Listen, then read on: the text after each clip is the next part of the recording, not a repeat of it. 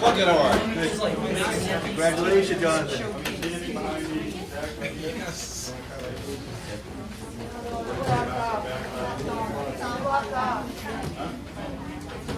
Straight to that way there.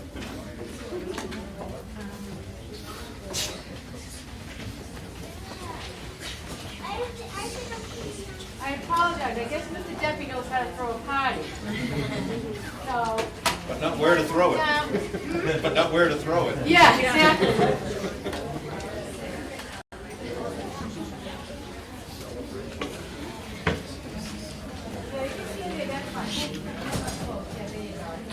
Wherever you can fit in. We can actually put that screen up. We might put that screen up because we don't need that tonight. We can move this. Thank you. I'm going to move that screen up. Some people can go over there. So you folks that are way back here, if you want to come, we're going to move the screen up. You can see it over there. Oh, I'm going to go around. There you go. There's more right there.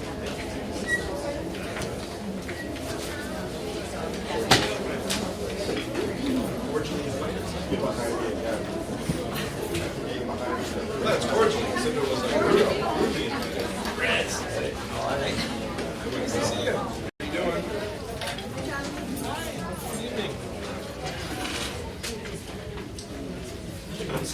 Mr. Wilson. Hello. Was it what was that one? Yes. So it was the league. It wasn't the district.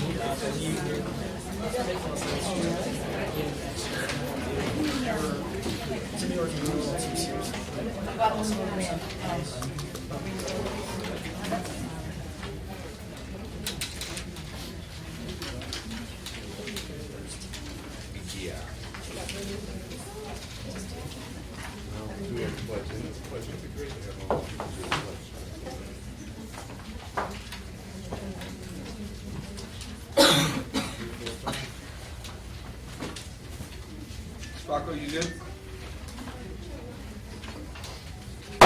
Call the ASRSD Regional School Committee meeting to order, 7 p.m., Wednesday, May 18th. You all need to know this is on video.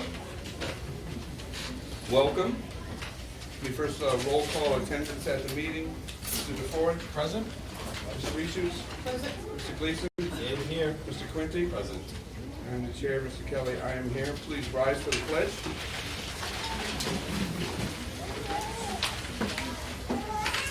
I pledge allegiance to the flag of the United States of America and to the republic for which it stands, one nation, under God, indivisible, with liberty and justice for all. Thank you very much. I think we're going to go right to item number 4. We have Paige Hilltop. Dr. Maloney, you want to introduce Mr. Deppie? Deppie? Mr. Deppie, the principal of the Paige Hilltop School, and all the parents, welcome. You need anything voted on right now? We got a lot of things. Budget went through, which is awesome. So we got anything else there? Pat, you need anything else voted? We're good for a year, yeah? That's right, Next year. Well, I had them all sign the disclaimer. They're coming back a year. So. Thank you again. I know this looks quite overwhelming, but it's going to work. It's going to work quick and fast. We basically, as you know, we always come to celebrate all the good things going on in school, and we wanted to celebrate as we're getting close to the end of the year, all the successes across the grade levels, what we're really proud of most is the fact that our teachers, excellent teachers and kids, and the opportunities they provide the kids to educate the whole child, the fact that they have all different venues to celebrate, that the kids have opportunities according to where they are on the levels of rigor to be able to show themselves off, and mainly the fact that we all know that project-based learning and interdisciplinary learning is really the key to keeping kids excited and keeping things going. And that's going to be our general theme because all these things are connected. So we're going to bring them through, starting with our K. They're just going to basically come through, tell you quickly what they did in their grade level. I will tell you. They'll take a little while and then they'll exit so we can keep it flowing and move along. So starting with our kindergartners.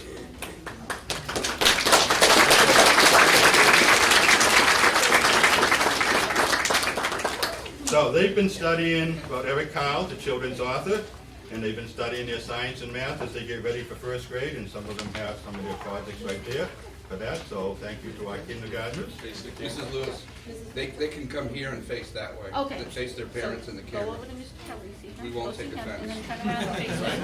Go, and then go all the way over there and turn around and face him. There you go. So- So everybody can see. Good job. All right. There we go. Following right up was first grade. Now in first grade, one of the things they do in first grade is a reading express where they start in the beginning of the year and they challenge the children how many books they can read. Last year we were over 3,000. This first grade class is going to top 4,000 books having read this year.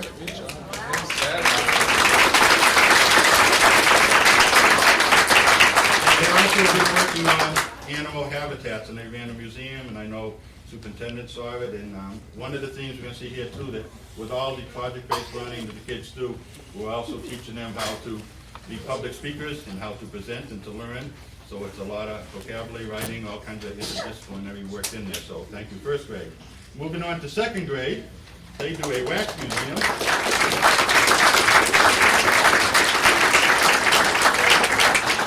Each of our second graders had to research a historical person. They had to write, study, write the biography, dress up, and then they have a wax museum where they again had all their guests visit, and they had to, as hold up your hand, like when the button was pushed, these mannequins would come alive and they would tell you about their character as they went along. So those are our second graders. Mr. Kelly. Can they tell us their names? Sure. Starting with Kelsey.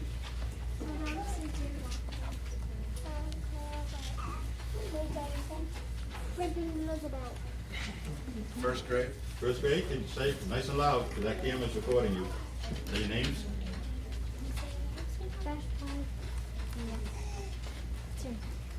Toby Toasty, Alexa, See kindergarten, nice and loud. Outside voices, outside voices. Addie, Brian, Leona, Comic. Thank you. Thank you so much. Thank you.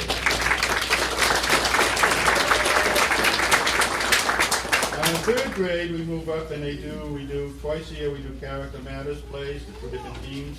And again, they learn all about drama, put on a play, and there's always a central theme about Character Matters for our third graders.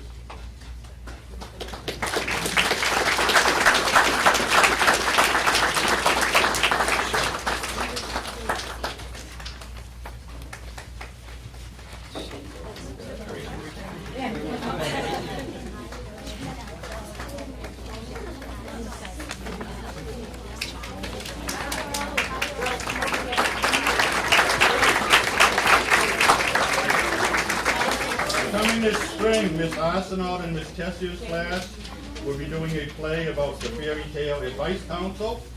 Now we're talking, and then later on, Mr. Felizzi and Miss Richards' class will be performing Vacation on Mars. So those are the 2 plays. These guys are getting ready already for that.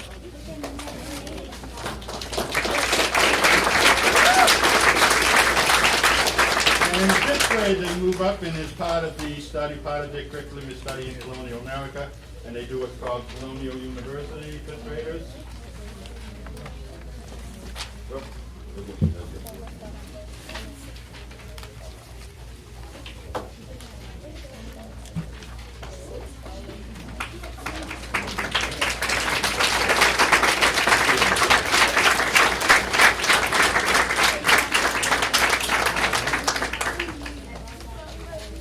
passing around a program of studies. As they study, they can choose to get a bachelor's degree, a master's degree, a doctorate, with or without honors. And to get that, again, this is where your levels of rigor come in. To get the higher degrees, obviously you have to do more work. That's what life is all about. You have to strive and achieve for more. And we're really proud this year. There was a lot of children this year getting the advanced doctorate this year. We were very pleased with them. So, nice to have them.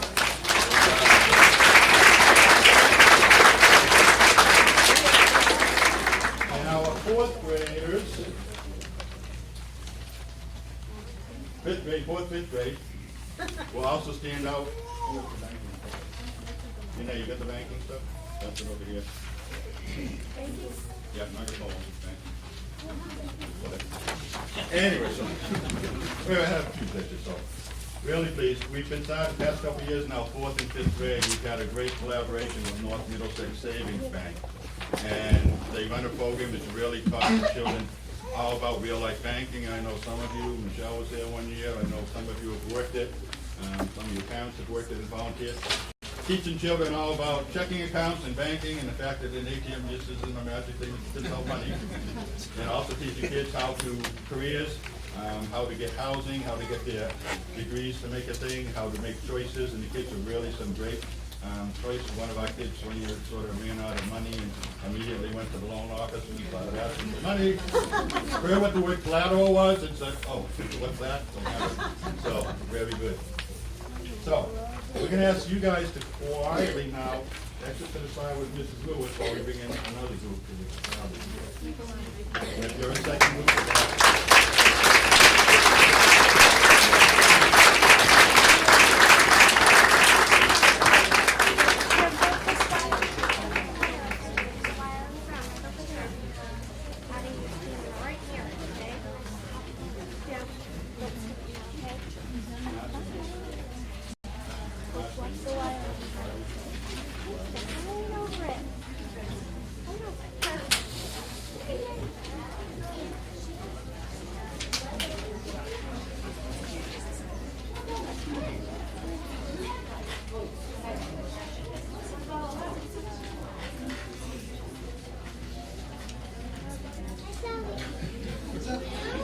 Okay, moving on to a few of the individual honors. Again, we want to celebrate all opportunities for academic success. Everybody, you know, is good at something, and we want all the kids to realize what they're good at and be proud of that. So this year, as always, we again participated in the Scripps National Spelling Bee, and I think we have Marcial here representing one of our, and Luke.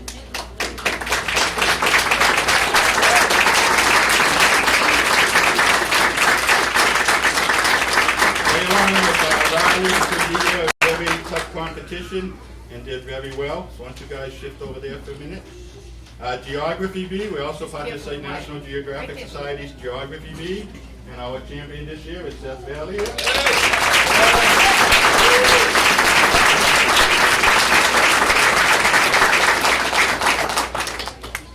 And Accelerated Reader is something we grades 2 on up we've been doing just to help promote strong reading, and not just reading, but reading comprehension. Mrs. Hamill loves that program. We got it started. And we have an exceptional young man this year who moved to us from California a couple of years in 3rd grade, and we're pleased to have him last year. Nathan Baptista.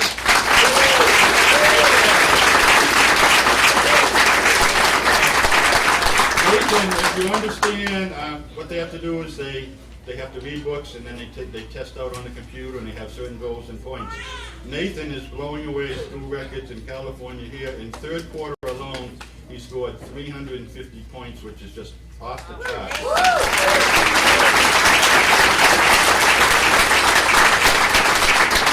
This year alone, he's already over 700 points for the year, which is exceptional. So, wherever you are, Nathan. Good job, Nathan. We also celebrated Pie Day on March 14th, 3.14, and not eating. We did eat some pie, but that's not what we're celebrating right now. But again, we had a competition with the 3rd, 4th, and 5th graders to see how many of them how much they could memorize of pi, which is an algebraic equation, and it goes on, goes on and on and on. And we had 2 exceptional people here.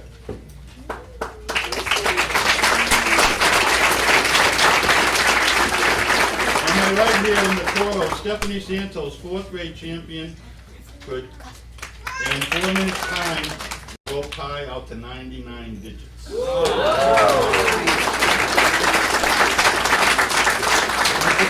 In 5th grade, Bianca is our 5th grade and school champion. In 3 minutes, from memory, Bianca could write 125 digits.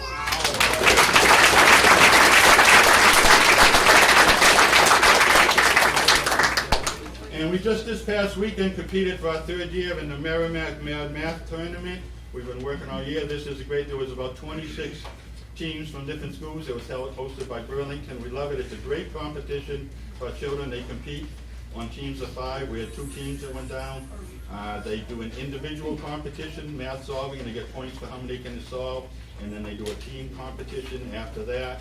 And again, how many points they get in rank. We don't have the final rankings. We should in a couple of weeks. But we do know that our kids, it's only our 3rd year. And one of the cutoffs was a score of 8 to get into the final round. And we know several of our children made 7. So they were only points away 3rd year. So could I have our math?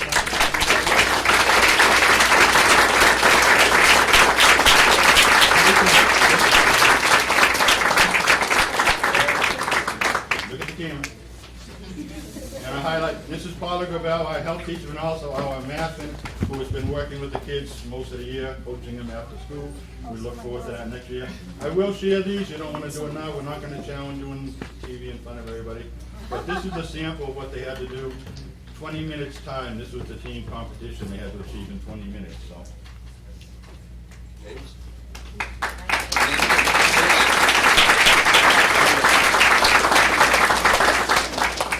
Mr. Debbie, can they introduce themselves? Absolutely. Start over there with, and you guys I know will be louder than the K and 1. I won't have to tell you to use outdoor voices, just talk. Go ahead. Allison. Okay. I'm Allison. Face the camera. Nice try, Allison. Last names too. Colgan. Seth Valier. Connor Wesman. Thank you.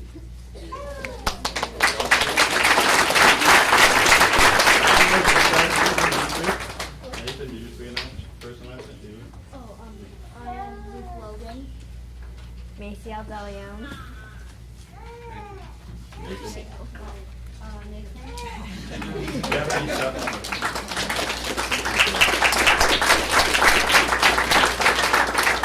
I know we're really proud of Andromeda 1 and what it's bringing to our schools and putting us on the map and across with all the great robotics. And we are very proud of the fact that a lot of those kids on Andromeda 1 team started as 4th graders at our school with our program with Mr. LaPointe. And our program now has grown. We've been doing it for 7 years now. So we have a first Lego League program. We started out first as a club. We are now competitive, and we have several teams that are competitive. And this past year, we expanded down to the junior first Lego League. So we included 2nd and 3rd graders this year, and we a couple more teams with teachers and parents. So we're going to keep starting them at 2nd grade and feed them to middle school and feed them to the high school. So, you know, Padea is surely right up on the map with that program. So we have all the Lego provided.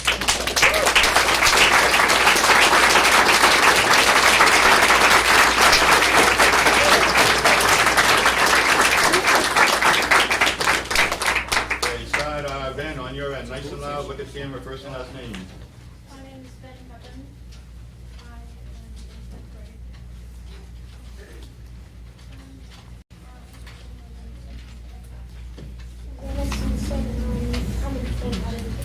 Doug McDonough, 5th grade. Samuel Oakstriker, 5th grade. Cody Neal, 4th grade. Seth Valier, 5th grade.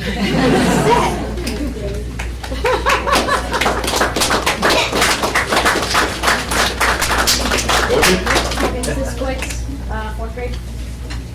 All right, thank you.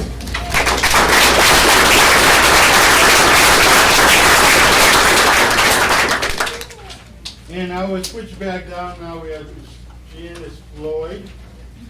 Come on forward. Somebody want to help her with that? Thank you, girls. Janice is one of our artists in 2nd grade. Hold that up so they can show that in the camera. Hold it up, girls. and Mrs. Cowley nominated her.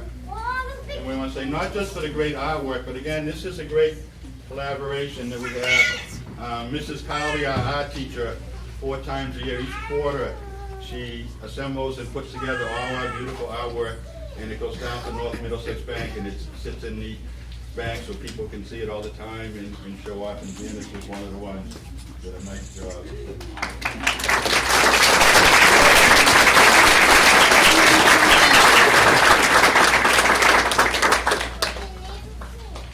And we celebrated Poetry Month in April like everybody else, and we have a couple of our poets here. They can announce themselves, and I'll take those. All kinds they were writing all kinds of poetry. This is a sample of what's called blackout poetry, where they would read a passage, they would look for certain words in a passage, and then cross out everything else, and the end result would be a poem. And girls, announce yourselves. Adaptive poetry. Thank you, girls.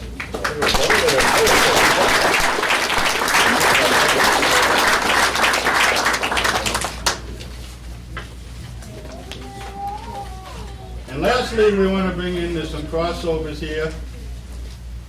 Okay, why don't you guys exit for a minute, everybody. Get up to the side there.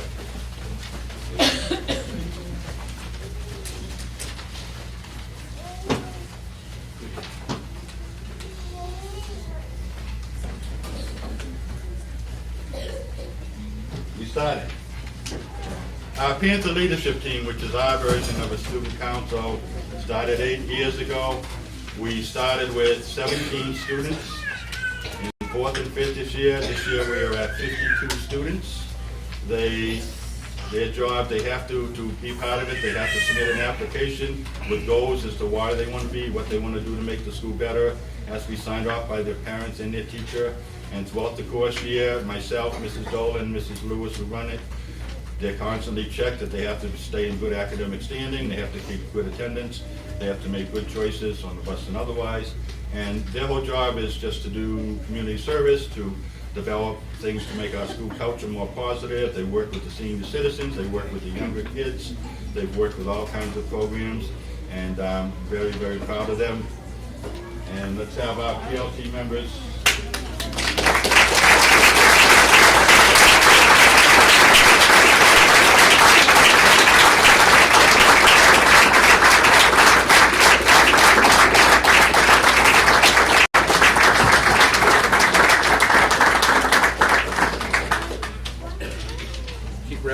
Okay, keep wrapping, Emma, keep going, all the way back, keep going, right there. Make one big wrap down, there you go. Emma, nice and loud. Look at the camera, nice loud, first, last name, go. Emma Murphy. Samuel Ostriker. Stephanie Sanchez. Melania Mendez. Bianca Montero. Yaneka Brew. Shelly Striegel. Alex Young. Anna Sanchez. Sandra Clemens. Alex Ingrell. Matthew Gill. Xavier Lopez. Alyssa Smith. Lillian Woodward. Lillian Woodward. Daniel Ryan. Abigail Alberta.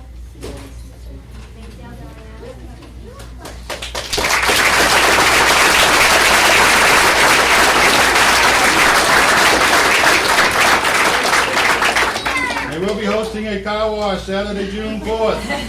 Down at Archer's Mobile, downtown, $5, 8 to 2, guaranteed to clean any car. Good deal for you, so thank you guys. And I appreciate, when we came to do this, we started out and what did we want to celebrate success, and I thank you for the flexibility of the board and thank you for dealing with the crowds in it, but I just had it. We looked at each grade, there was so many great things, and the teachers were doing so much project-based learning and so many achievements by the kids. I was like, well, I can't do this and leave this out, I can't leave this out, I can't leave. So I just started at the bottom and worked up the grade. So I appreciate your time and consideration to let us showcase all these wonderful kids. We appreciate the time. Thank you.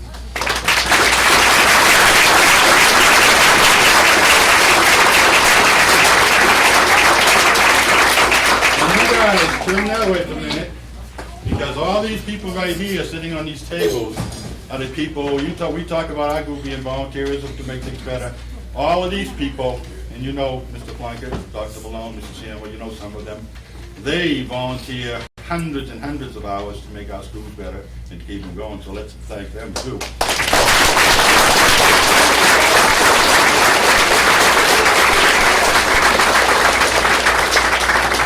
Benjamin, you may lead them out. Thank you. Thank you to all the parents. Thank you to the students for your scholarship and your leadership and your great accomplishments. Thank you to the parents for all that you do to help make the district great and for coming to see us tonight. Thank you all.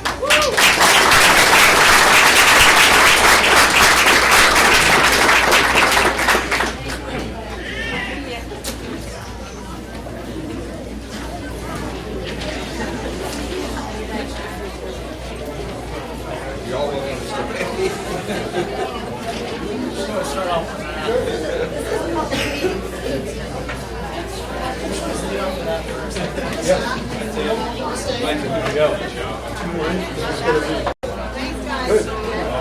Bye, Bob. Thank you.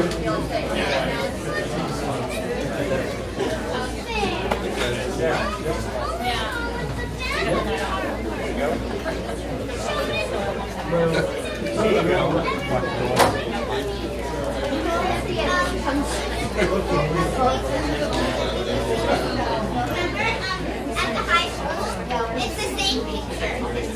Yeah, remember? Picture with flowers behind it. Yeah.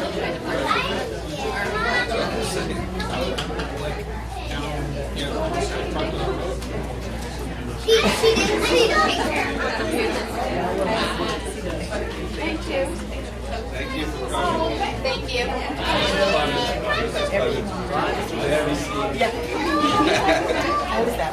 liked all the, Randy, I liked all the shirts she had to change. Yeah, she wrote one of the shorts.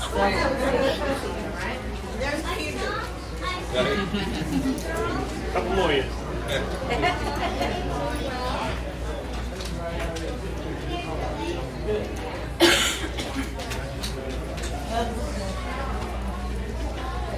Mr. Wilson, Yes, sir. your turn, sir. Yeah, there's no beating that. Being with all the stuff that we do have that has been going on in high school. Since my last report, the Model UM team, our first actual team that is created at our high school, has gone to their first actual meet at Pittsburgh State. This was our kind of demo year, looking at how other teams perform and how they act. And next year, it was very successful. We took a lot away from this, and we are practicing very hard on our Monday meetings, especially by our guidance by our coach, Mr. Prescott. He was doing an excellent job coaching us into getting us ready for next year, where we hope to definitely bring back some wins and also kind of show how strong we are in our kind of ambassadorship and also our delegating between our groups, and especially with complete strangers. It was an eye-opening experience, and we look forward to it. Next week, the class of 2017 are going to start selling their senior shirts. It's kind of a tradition at the high school to do that as a way of kind of a goodbye, also a kind of memento for all of our students that are kind of going away. And I'll be buying mine next year, buying mine next week, which will be very sad to know that I only have one more year left. And then I'll be going to do whatever else. So prom, we also had that last week, and it was a huge success. Everyone enjoyed themselves. They had a fun time. Everything went perfectly from what I was told by the seniors. They did an excellent job decorating it, and especially with the help of Ms. Whitmire and also Mr. Callahan. They put a lot of hours into decorating, making things as do-yourself as possible to save as much money, and it looks excellent. The other thing, National Honor Society, they had their induction. This would be, we've now brought in our new juniors and new sophomores. They're going to get their ropes and actually participate in some of our activities that are remaining for the rest of the year. And we also did say goodbye to some of our senior members that have been excellent, including our e-board. Track was yesterday. We got our league meets. The girls did an excellent job. They came in first. The boys came in second by 1 point. It was intense. It was excellent. All the athletes did an excellent job. And it was a lot of fun seeing our girls do an awesome job, especially from the sidelines. It was just perfect.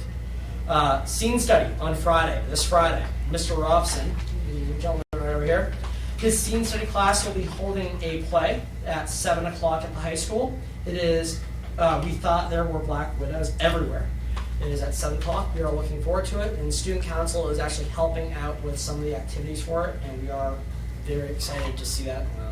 It's been a lot of hype going on at the high school for it, and it's going to be awesome. And the last thing, one of the most massive things that has happened, especially at our high school, was we did have our Chinese ambassadors come over. And I had the fortunate opportunity to actually be an ambassador to a person from China. And it was pretty awesome. It was interesting seeing the difference between culture, but also how they knew a lot about our culture as well, especially certain details like sports and things like that, which was unbelievable. It was awesome. They were all excellent. They were all kind. In fact, the person that I had along, he's now back in China, but he did send actually a gift to my house saying thank you for the opportunity and all that stuff, and also to thank the school for everything, like how welcoming it was and how everyone in high school was so nice, especially for only having him for a week. He thought he could absolutely fit in if he got the chance to come back. And there was an excellent program. All the other kids that, from what I've heard, they had an excellent time as well. The teachers that were there were hilarious. They were very funny. They knew a lot of American jokes that were pretty good. But it was definitely an eye-opening experience, and I would hopefully, if I had the opportunity, get to do that again. It was very interesting, very cool. It was a good opportunity for everyone. And that concludes my report. Are there any questions? The play is tomorrow or Friday? Friday. This Friday at 7 o'clock. What's the premise of the play? Is it? The premise of the play is... Well, I might as well answer Yeah, that. if you could, if you could. Yeah. So the play is a comedy about elementary school kids, and it is age appropriate for any child or adult. There's some adult jokes, but it's like a Disney movie. It's fun for the kids, but you'll have fun. And it's performed by high school kids that are taking an elective called Scene Study. The play was actually written by a friend of mine, so didn't have to buy any rights or anything.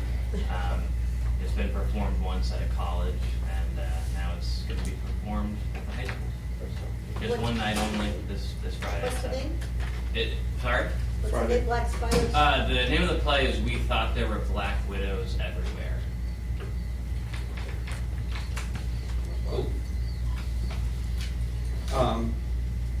Mr. Robson going to come? Who's going to Yeah. come up to talk to us about the literary magazine? Sure, I just want to make one comment to thank you for sharing your experience as a student ambassador. Bennett, really appreciate it.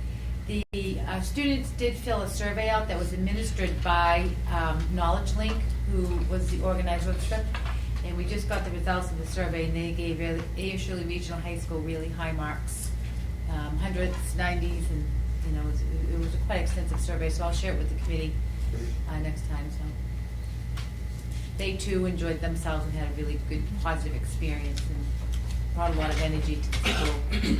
They're very fun. The person that I did have spoke very good English. We obviously had to slow down our conversations sometimes to kind of fully understand what we were saying to each other, but he said it was very eye-opening and how awesome it is actually to go to a high school like ours, especially since we only have to go to high school for 8 hours, meanwhile they have to go to school for, I believe it was like 10 hours. It was a ridiculous long amount of time, and they were very happy. They're like, what do we do now? I'm like, we go home. And they're like, really? I'm like, yeah. The activities though that were there though, they didn't get to go to the gym a lot. They did enjoy that. They, from my understanding, gym is an after-school activity.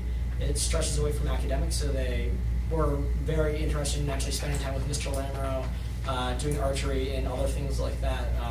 They thought it was very, very fun. Very awesome. So. What do they think of the food at the school and the food in general in the U.S.? What did they try?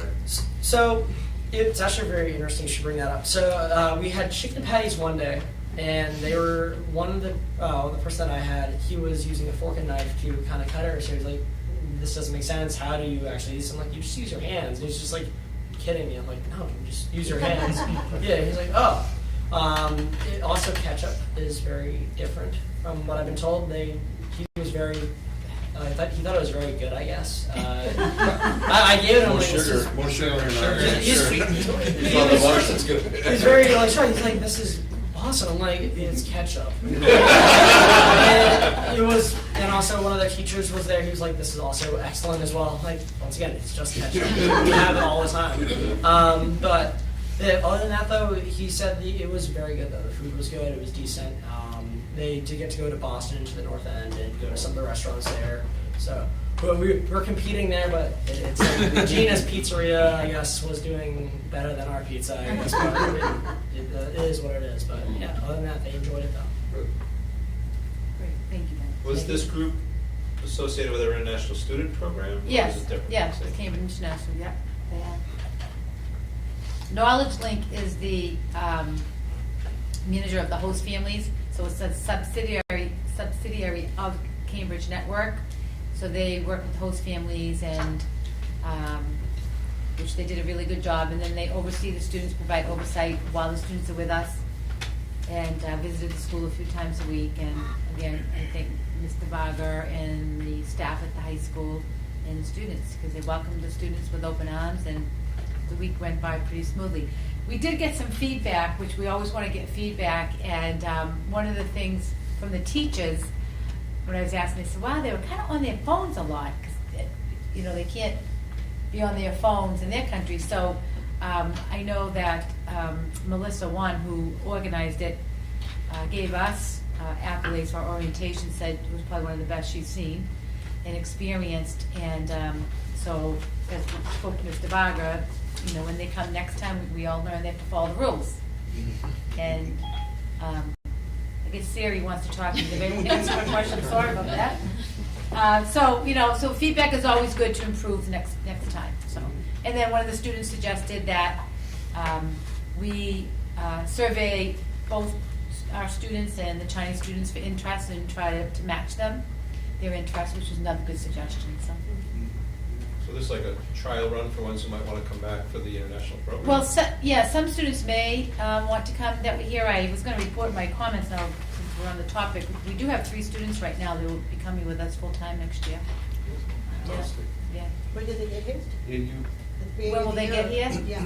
I don't have those They're details. probably a little different than ours, so. Yeah, well, they'll come for the school year. They complete the school year. So I don't have, we have to have a meeting.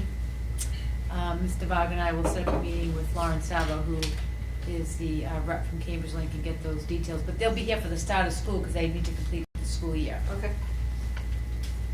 We had a presentation from Knowledge Link, and it is a nice partnership. So these guys run the family side, but they also coordinate all of these 1-week trips, little taste tests, so that they can kind of come and get a feel, go back, think about it, and yeah. So it's a good program. Yeah. And Mrs. Gender and a few host families that I got to speak with in here and Shirley really had a very positive experience. They really enjoyed it. So I know that Melissa will be contacting us. They come about 3 times a year. They bring groups of 15 to the United States. So they asked if we'd be interested in it, and we said yes. Great. Ms. Richards? I'm sorry I missed the last meeting, but maybe this was gone over, but Cinderella was awesome. Yeah, I also heard it was awesome. Unfortunately I was not able to go to it, but from what everyone had told, you missed out. I have not heard the end of it actually. It was very good. It was well done. Everyone did an excellent job, and the hard work absolutely paid off. Well done is almost an understatement, because we go to a lot of plays and all kinds of places, and it was not a high school play. Yeah. It was fantastic production. So if you pass that on to everybody who was in it, I'd like to do that. Thank you. And I think at the National Honor Society induction, you could have done the play again with the people on stage. Yeah. I took a look, I knew all the character names.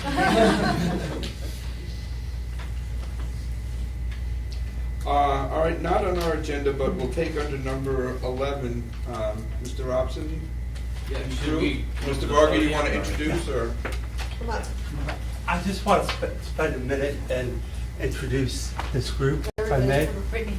Mr. Robson, Ms. Powers, Mr. Prescott all came to me last June, and they said we would like to put together a literary magazine for the high school. They are all at the high school. They're either 2nd or 3rd year teachers. There's no stipend for this. There was no money in the budget for this. But they wanted to do it because the kids wanted a way to express themselves, as you'll see when Brendan Hamill reads tonight. So I said, go for it in June. And we got an email address set up within the district for submissions. and they wrote a grant application for the Air Shirley Educational Foundation, and they received very generous financing for this publication. And they're actually working on one now that will be out in September or before the end? Before the end of the school year. Before the end of the school year, which is a smaller version, and that's all being produced with the money from the Air Shirley Educational Foundation. This was an undertaking where they were after school Monday through Thursday, from the close of school until 4:30, working with kids. Everything has been edited by a board, including you all and students. So I'm gonna let them take it away. I just wanted to give everyone the background. Thanks for having us, guys. I'm Mr. Robson, and I think Al covered most of what we would want to say. But one of my favorite things about this magazine, Fancy Voice, is just that it kind of gives kids an authentic way to get their voice out to a wider audience. So oftentimes you're just writing for the class, your teacher, or your peers in the room, but this really can go out to the whole community. We did get 200 copies of this, so if there are people who want more, want to give one to friends or family, I think we probably have like 100 left. We still kind of need to figure out the best way to distribute them, but we're just giving them away for free. I think it's been really powerful for the kids in the group just to be able to kind of see their name and their work on the page and to put it into a professional format. I think it's just really cool that we have that now, and I'm looking forward to seeing how it grows the next few years. I mean, this is the first issue that's ever been done, and you can judge for yourself, but we're pretty pleased with it, and yeah, we hope to just improve from here. So if you guys want to add on. I mean, the work that we put into it, along with what the students put into it, is extensive, because to start with what they're doing just right now, we take poems and then we take stories separate into packets, and they spent hours editing and revising and re-editing and re-revising all of these different editions, going back to the students saying, can we actually make these revisions? It was basically set up so students had an idea of what is publication actually like. What do you have this experience for? Because some of the students would come to us with journalism classes and things along those lines, and what do we do for this? If this is what I want to do for a career, what does it look like? Well, this is some of the stuff you're going to have to do. So they kind of got a feel for it, including technology, dealing with writers, dealing with teachers, things along those lines. Did you want to add anything, Steve? Well, the power of expression for us is always beautiful, especially for students to see really the skills learned from English class really applied in everyday life, and they can see, as she said, the many little ins and outs of the profession within this type of lifestyle. I think it was a really cool opportunity, and one I haven't seen in a long time.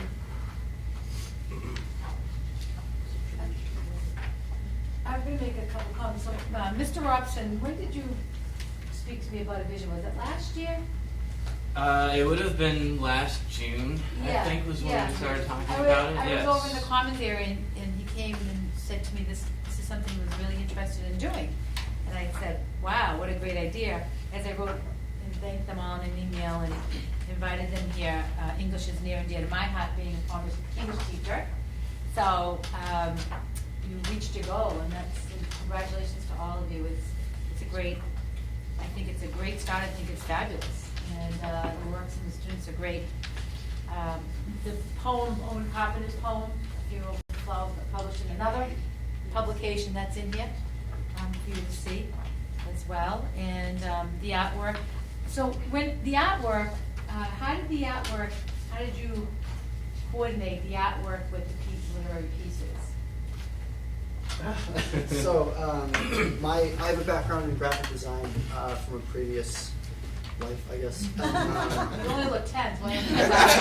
Yeah, well, Okay. no, I worked as a printer when I was in high school, and I also worked in graphic design as well. And I worked when I was in college with the school newspaper, so I have a background in print and design. So a lot of the images you see with the paint, with some of the works in here were decided to be mashed together by the students in the club. Either whether it's with a particular theme involved or if they picked up a mood from the poem itself. And a lot of the graphic design in here would be the work of the students in the club. There was very little. I helped with kind of teaching the kids how to use the different programs and working with them to develop like their own graphical sense and style. So every section, every few pages here, you have a different perspective of someone else looking at the poem or looking at the piece that's in here and applying their own graphic judgment to it. So as far as that was concerned, that would be kind of the way that came together. Came together very nicely. So this was, the artwork was done just for this, it wasn't like repurposed for Mr. Seguin's class? Well, many of the staff members were asked to submit works from their classes that they felt would be appropriate for an avenue such as this one. Other works were submitted by students simply to the magazine to be used, or if they were selected, so that this is not something that's directly associated with a particular class, but it could be a person's interest that they haven't really showed anybody and they were able to submit a photograph, and this will be their avenue for kind of putting themselves out there instead of being published in some other way. And to kind of piggyback off of what you're saying, I know for the drawings, none of those were actually done for classes. They were just students who enjoy drawing and said, here's my sketch pad, what do you want? Oh, nice. So it was a good way for them to actually put their artwork out there because they haven't been able to do it for some of the classes yet. I love the format. I mean, I spent a lot of time. I really miss LP jackets and libretto information. And this is like, you would spend all the time listening and getting down. The whole, it was a part of the experience that you don't get when the thing is this big. Right, you don't see it. Yeah, so this is just too cool. Yeah, I love this. Perfect. So how many students overall participated? Because I'm sure there were some that took part or did some things, but it sounds like there was a number of students that. In and terms was this across the whole 4 grades? Well, so we take submissions from anyone in the high school, but as far as people coming after school, I would say we had probably a core of like 7 to 10 students that were there most days. I mean, Brandon's one of the editors-in-chief, so he was there all the time, and then we had, I'd say 7 to 10 probably that were consistently there throughout the whole process, but with other activities, we had some kids kind of in and out to help. And now that the first publication came out, more students are coming after school. They're saying, hey, how can I help? What can I do? Build that enthusiasm and passion, yeah. Great. It's probably a short chain, but I'd love to see as a part of commencement, like our own school poet laureate. They work through the year to have a presentation at the top. I think that would just be, that would be the bomb. Get something like that. Excellent. Yeah, there's a lot of things that we could do with it. Yeah, so this is just the first one, so I mean, we're open to any ideas. And, we'd love to make it a bigger part of the culture. Right. Very awesome. What was the selection process and how did that go? It's fun. Strenuous. Basically, it's printing everything out, putting everything together, sitting there with every single thing that is submitted. Check for yes, we want it, cross for no, we don't want it. Then you go through all the checks. Do we really want these? Do we really not want these? What isn't going to go so well with the rest of them? What will go well? Okay, now what about all these stories compared to the poems? What can we put together? What can't we put together? It's just constant cycle. Yeah, and it's all anonymous, so I mean, it'll come into our email address, which is a separate email that was created for the club, and then we'll look at it, and then we'll take the student's name off of it before we print it off. So, because other students are going to be looking at it, but they don't know whose work they're looking at, unless it happens to be theirs, and then they just are discreet about it. The students find out about either their publication or whether or not their story's been selected when it's being added to the magazine file before it goes to print. So it's kind of a fun surprise to find out, oh, where did this particular piece come from, or whose is this? You know, so. How many were submitted and how many did you have to not use? Oh boy. I don't think we kept track of submissions. I think it'd be accurate to say too many. That's good, though. Which is I a mean, good thing, it's yeah, good to but have that much there's a interest. lot to go through. And That's why there's more there's this time. a volume 2 before the end of the year. Yeah. I think we have a Were you- few late readers. I was going to say, were you able to use some of the ones that didn't make it for the first, or was this new pieces that people submitted for the second? I think with the new pieces, we don't really need to use some of the old pieces, because these are kind of going together as the way kids were submitting them. So we're like, okay, we'll just use these for now. We still have the other ones in our email, so we can still go back and use those. So these were submitted independently, not through the classes. Correct. Or there's some that like, a teacher would say, oh, I want, well, they probably told them to submit it. Yeah. Yeah, I mean, Would be my guess. well, since we are like the advisors for the club, and we have had classes where we're like, okay, today the assignment is to do a submission, and if you don't want to actually have it go in there, you don't have to. But by the end of class, they all share something with our email address. So I mean, we can do that, but sometimes we'll just talk to other teachers, and if they're doing an assignment that might work, then like after they look at them all, they can then approach the student and just say, hey, do you want to send yours to LibMag at ASRSD? And if they do, then they can. It's a lot of it is kind of us recruiting kids and just talking to people at lunch or in study halls and just saying, would you be interested in doing this? I mean, I think I guess one challenge is kind of, there is a lot of interest in submitting, but it's sporadic. So one challenge is kind of like keeping a steady interest in submitting, because people will be excited about it for a week. And I think that's one of the things we need to figure out. Definitely more sturdy deadlines as well. Yeah. Multiple deadlines.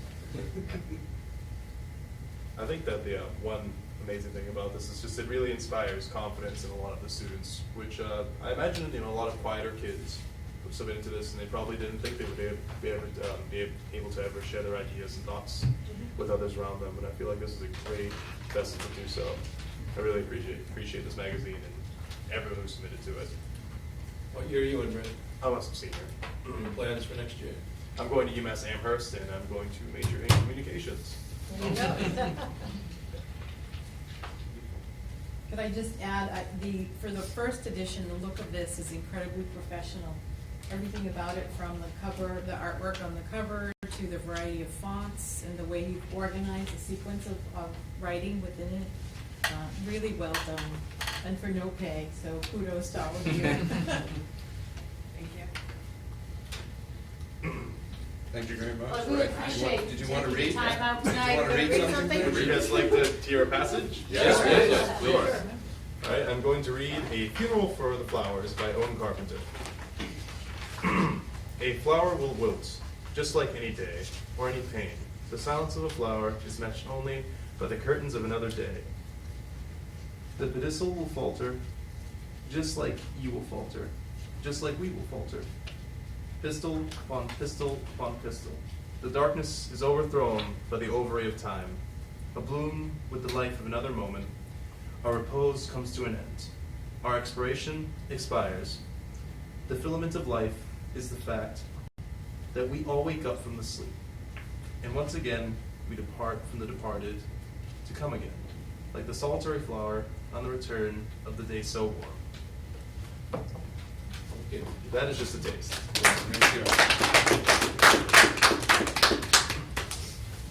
Thank you all. I want to thank you for taking time out tonight to come to the school committee and present this. Yeah, thanks for having I know us. that you're all busy, and I know the students, we want more students, but they're very busy. And they get a lot So, more. thank you, Brandon, for coming, really appreciate it. I know that, I don't know if they tied you to the car or what. There's no problem. My pleasure. I knew you were busy too, so thank you. Thanks. Was there one more question? Who designed the cover? One of our students is actually on there, Brandon Morales. Okay, He spent a I'm lot trying to of see it time on somewhere. that. And I'm sure there's competitions you could put this in. It has to be. Thank you for bringing gifts. This is awesome. Congratulations, and thank you, great job. Great job.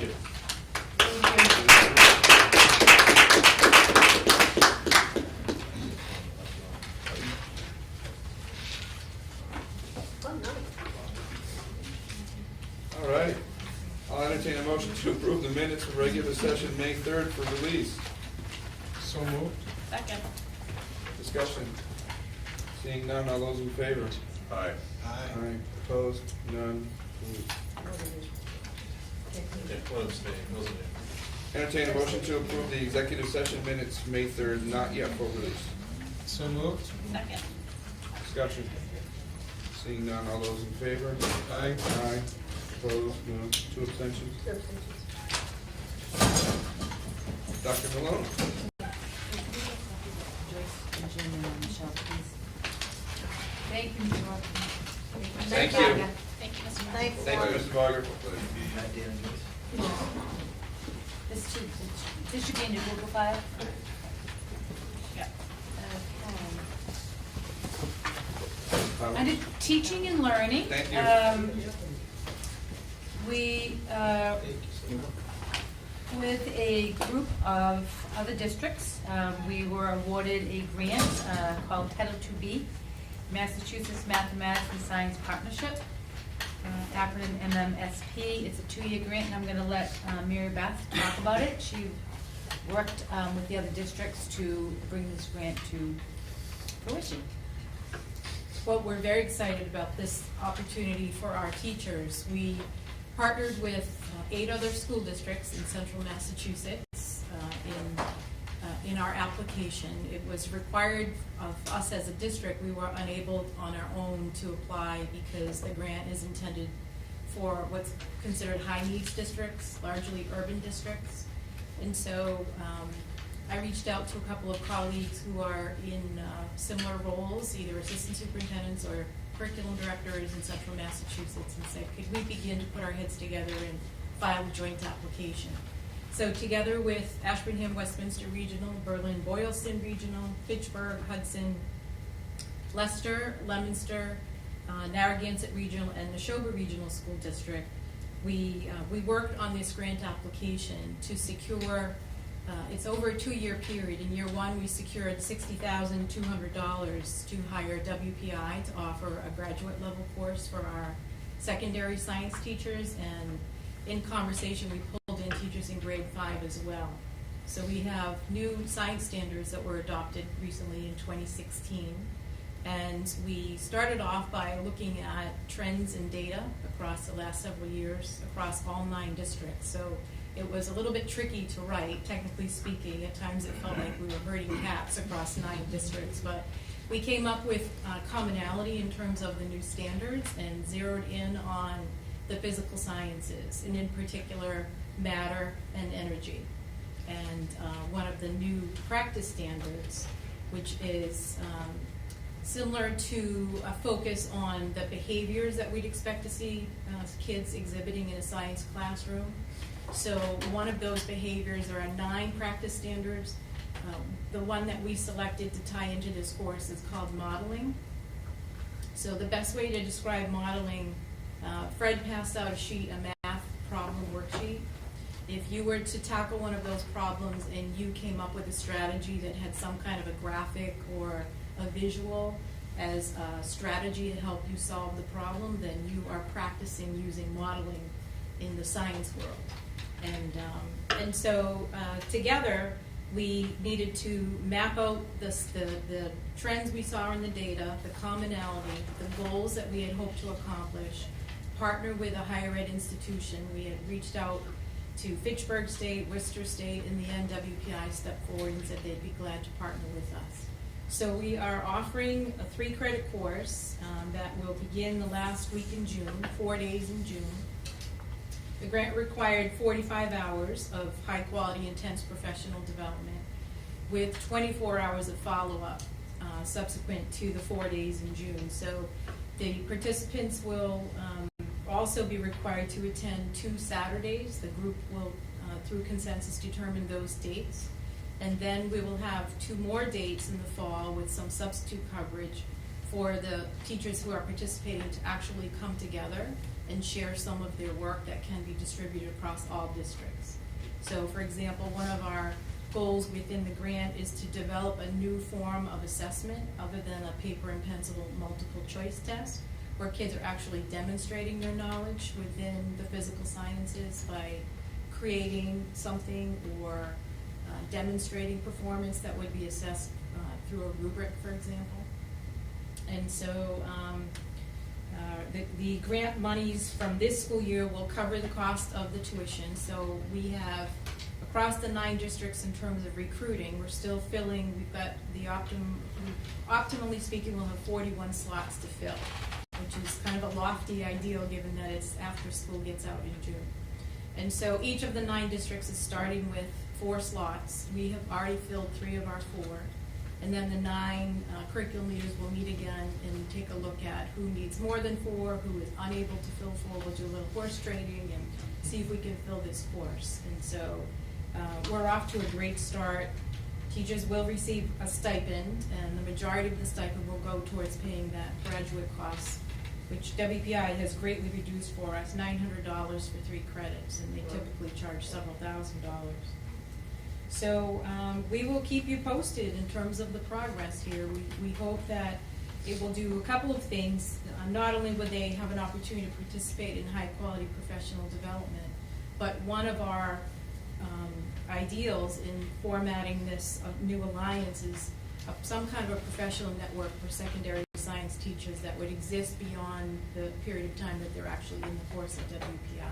So we can begin to, across districts, compare notes, talk about what's working, how do we think about improving, not only through professional development, but practice in the classroom. So, yeah, so we're very excited about it, and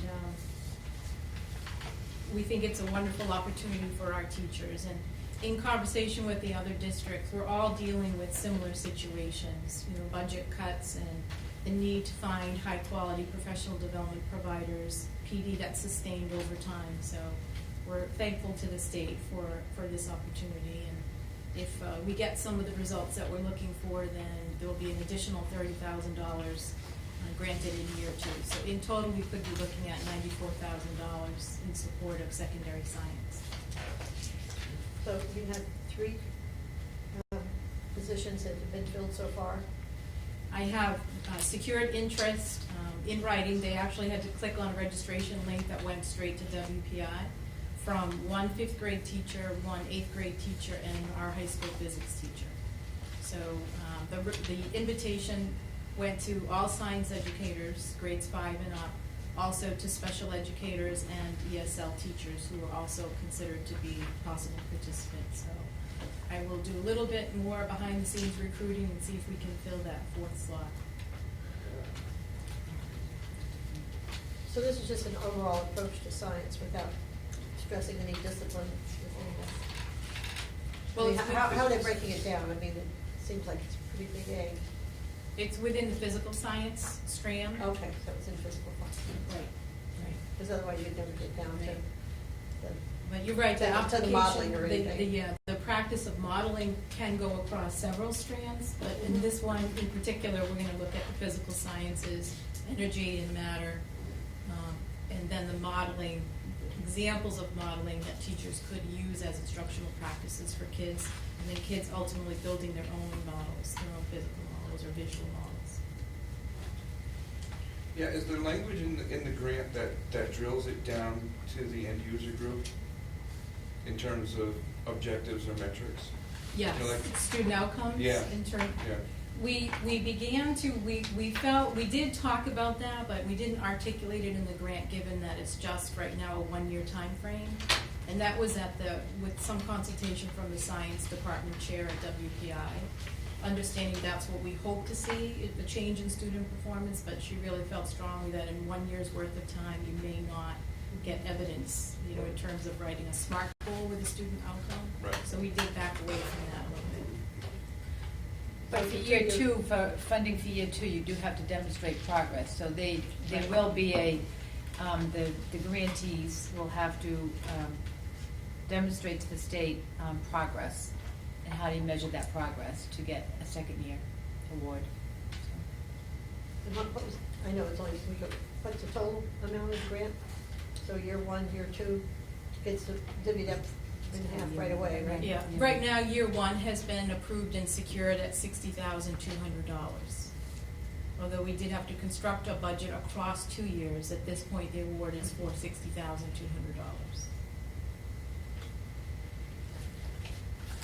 Great, thank you. Yeah, the collaboration is great too, with the multiple districts collaborating together and. Right. And the MMSP stands for the Massachusetts Math and Science Partnership, and many of the folks that I'm working with on the science grant are also participants in a math network, and so we're beginning to cross-collaborate for some professional development later on in the summer for some of these same folks and their ideas about math and math training for their districts. So that seems like it's going to be a good avenue for us as well. Great, thank you, Marissa. Sure. Okay, I just letting people know the May blog has been posted. I will send the link out in the weekly update, and I'm hoping that folks will start to go to the superintendent's blog page. I usually put it out around the midpoint of the month. Standardized testing, MCAS, Math and Matters concluded today. That would be at the high school. Talk is still ongoing, and AP exams commenced on May 13th. Today, I was explaining to some of you prior, we attended a Scholars Luncheon, which is an annual recognition of academic excellence of 2 seniors from 30 surrounding high schools. Today, we honored Owen Carpenter and Danielle Colburn, who are both top performers at our high school. This is something, this is called the Merrimack Valley Superintendents Association, and my first year here as superintendent, I joined the Worcester and the Tri-County, and I had belonged to the Merrimack, it's actually the Merrimack Valley, and then I decided to rejoin the Merrimack Valley this year because it's really expansive with 30 districts. And they have this wonderful luncheon. I brought Mary Beth along, Al, Agra, and both parents of both students. So it's real nice, and all of us get up and we talk about each student. I had Mr. Varga be the speaker on behalf of the students. We have a nice luncheon, so it's really nice. And the parents were really happy to be there, and they felt very proud. We have some pictures that I'll put out eventually. And along with Bennett told you that we inducted, I put 13 juniors, I think there were a few sophomores, to the National Honor Society last week, and that was based on the 4 pillars of scholarship, leadership, service, and character. Every year, the Department of Education, this has been a week of some professional development, some really good professional development for us, as well as we want our teachers to participate. We attended a spring, what they call a spring convening, which is really, it started out based on the educator evaluation and bringing teams, bringing union president.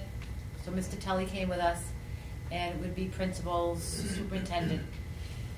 And this, I've gone to them for quite a few years since the evaluation came into legislation.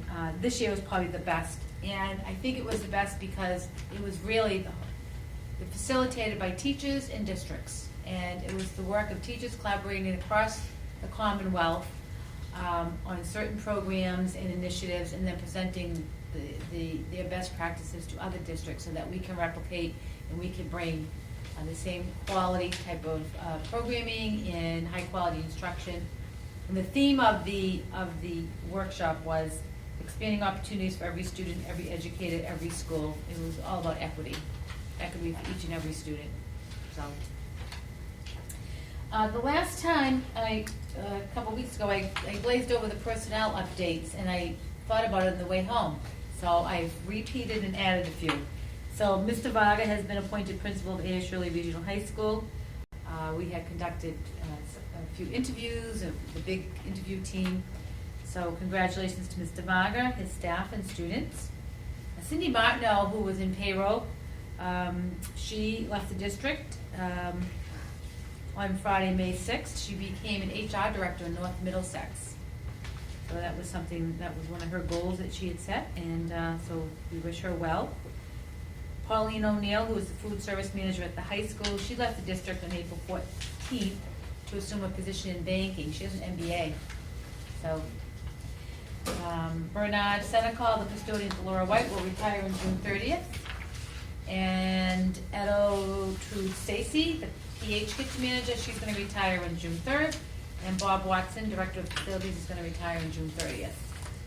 So, of course, we wish all of these folks all the best for retiring. We certainly wish all the folks a long and happy retirement after many years of working. I think when Mr. Senecal came down to hand me his resignation letter, I said, now, how many years have you been working? And he first answered me about the number of years in the district. I said, no, how many years have you been working? He said, since I've been 14.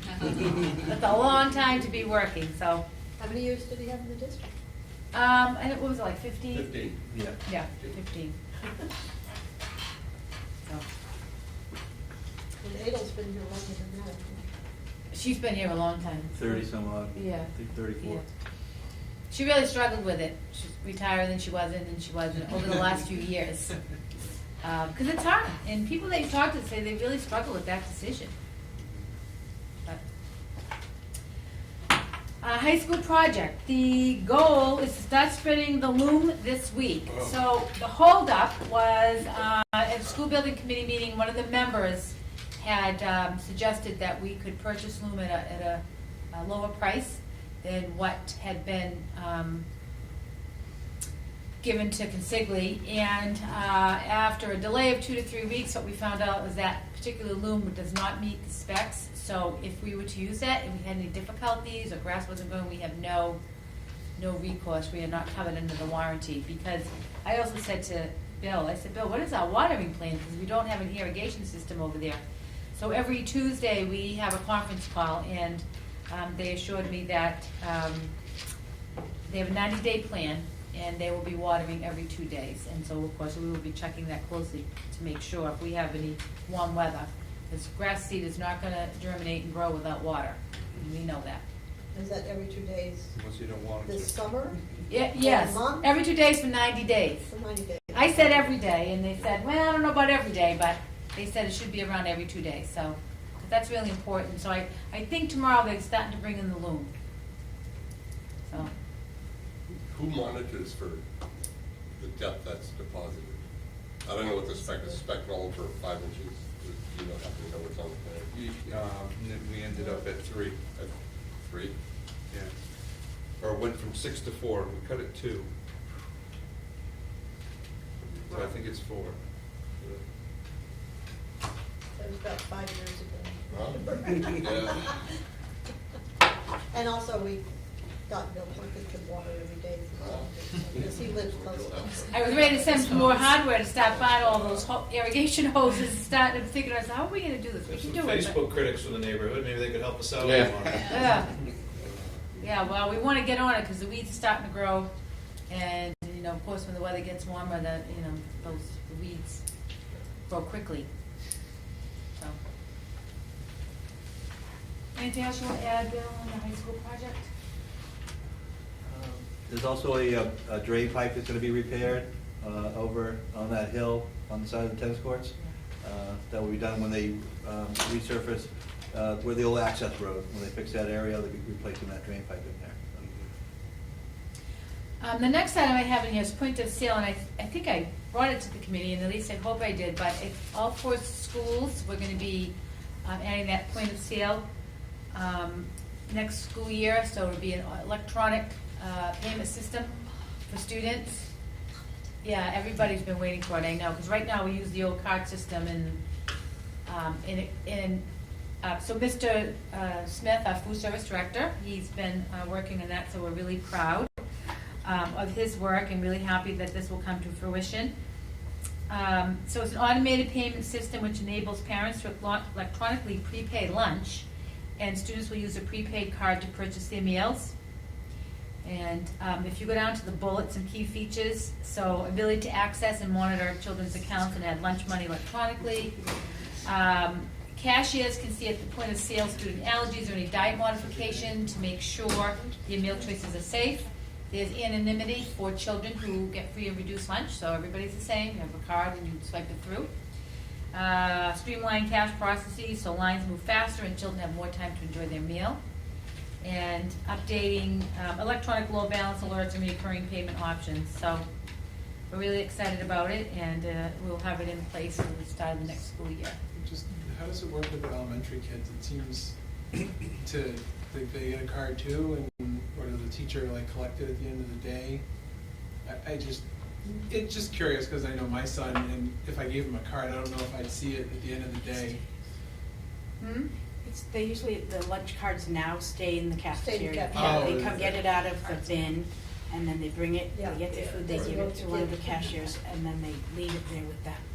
They don't leave the cafeteria with them. To be honest with you, that's a good question, and I don't have an answer to how it's going to work though for our elementary. I don't know what it will, Sounds but like that. Huh? Sounds like the same system would be a good system. Yeah, I don't know. Justin, that's a good question, and we'll find out what the plan is. But My students like to do it, pay Chilltop now, and there's a card there and it stays there. Works for me. once kids know their number, and the lunch monitors know it, people get to know kids and stuff like that too. Because I've seen it in other schools. A lot of schools have been doing it for years. It's a good system So to have. we ought to be able to save a clerical position now who doesn't have to print out and send the letters home about low balances. I don't get I'm always. Yeah, you'll be. Well, you know what happens too a lot. I mean, I've seen it. Obviously, I'm not in the schools, but when I was in the school, then there was always this dispute over balances too, because parents would call and say, "I've paid," and the principal said, "No, you haven't," and then they call the principal in, which had been me, and trying to settle. And it's he said, she said, and it's really hard sometimes. So, parents have control over prepaying and knowing what they pay, which is really good. That would be much better. Yeah. Newsmakers, Peter Gubalini, high school teacher, has been nominated as an unsung hero in the St. Michael's College Teacher Recognition Program. This program honors those teachers who provide their students with the academic skills and moral support necessary to be successful in post-secondary pursuits. Peter was nominated by Megan Kruger. You all know she graduated last year. And she's a current first-year student at St. Michael's. And the letter from St. Michael's College has been included in your packets. So it was pretty, yeah, you have it in there, so that was good. The prom was this weekend at the Choxet Inn in Sterling, Mass. I went, Mary Beth came. We went for the first hour.